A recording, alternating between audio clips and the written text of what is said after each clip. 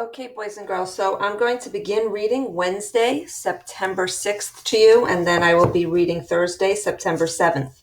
The next two chapters, I'm going to put them on two separate videos, but the next two chapters have a lot of information that's really important, and the questions that go with it on the Google form are a little bit more in depth. So I want you to make sure that you're listening, especially to things that I highlight or talk about as reading.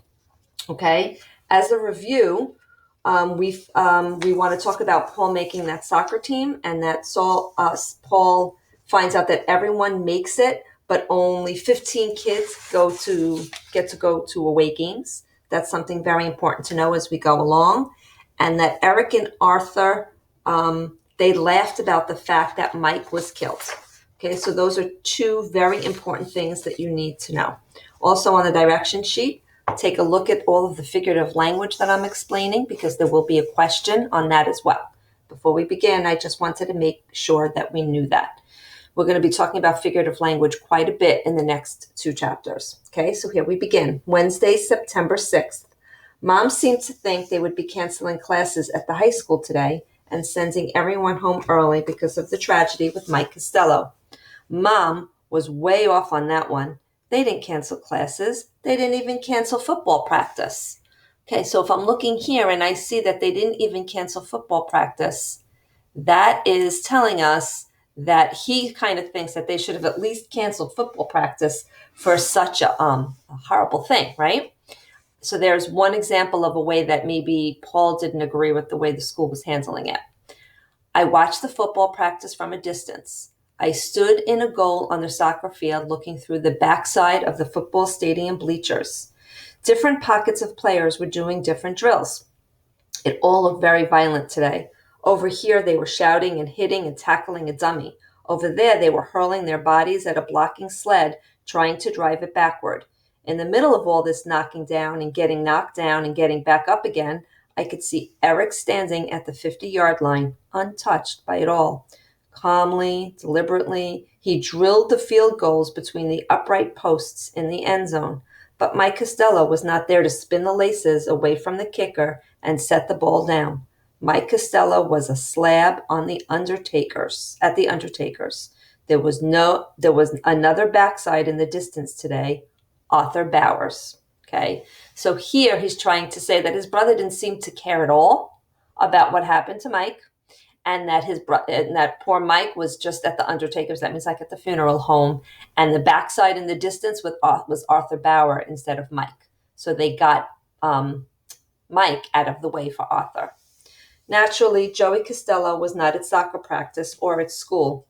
I expected to hear something about Mike over the loudspeaker. Now, I didn't go over to the next page yet because here's another example of the way the school handled it that might not be appropriate. I don't know. That's something you're going to have to think about. Here's the loudspeaker, but the only announcement they read was about reduced tickets to a carnival theater coming to Tangerine. No pray for Mike Costello or pray for Joey Costello. Miss Alvarez, though, here's the counterpoint, wrote his address on the chalkboard and urged everybody who knew Joey to send a card to the family. Okay? A couple of the guys at the soccer practice were talking about the accident. They said that the principal of the high school, Mr. Bridges, husband of my language arts teacher, read an announcement. Mr. Bridges and the student council plan to do something special to honor Mike's memory. He didn't say what that something special was. It obviously wasn't canceling football practice. So here we're seeing that they are planning to do something special, but we don't know what yet. We will find out in the next chapter. Okay? Mom and Dad, and here's an example of figurative language I want to talk about, were at each other's throats, arguing about all of this. The football practice, the lightning, the kind of place we live in now. So when we say people are at each other's throats, that means they're arguing. That means they are not getting along. When you're like, arr, arr, that's being at each other's throats. Okay? Mom is determined to call the parents of each and every football player, get them together, and have them refuse to send their sons to any more practices. Dad apparently is arguing on the other side. Coach Warner now refers to Dad as one of his football fathers. Dad likes that. and I think he is afraid of doing anything that might mess up his status. Mom's reply was something like, dead boys don't kick footballs. Okay, so here's some more figurative language for you guys. All right. So football fathers would mean like the dads that all the football coaches like, the ones that are really rah, rah, rah, let's hear it for football and will do anything to make their kids a better football player. And dad kind of likes that notoriety. He likes to be seen that way. He wanted to be a football player, but his height got in the way, if you remember him saying that. And mom's reply was pretty brutal. She said, dead boys don't kick footballs. In other words, if the kids die, then there's not going to be anybody to play football anymore. But she said that in a really abrasive, rough way. Okay. Soccer practice was a colossal drag. We spent most of the time playing a pointless and goalless scrimmage game, the 6th and 7th graders versus the 8th graders. I hate games like that. The ball never gets near the goal. Two teams full of clueless toe stubbers keep kicking it back and forth at each other, never going 20 yards past either side of the midfield. The kid in the gray sweatshirt played goal for the 8th graders. He had a shutout going too. It's obvious to me that there were only a handful of real players on this team. Our side had Tommy and me. Their side had Gino and a couple of big guys playing fullback. Everybody else who got the ball just kicked it away in a panic. We have absolutely nobody at midfield. That's why the pointless, toe-stubbing battle continued to rage. There is no in-between on this team. We have two great strikers in Tommy and Gino, one great goaltender in me, and a freezer full of dog meat. Maybe when Tommy and Gino get together on the front line, they could feed off of each other too. While I was standing there in the goal waiting for something to happen, my mind started to wander. I started thinking about Joey and what he must be going through. I wondered what I would be like if I were in Joey's place. What if it was my brother that had landed on the goal line with the left side of his hair singed off?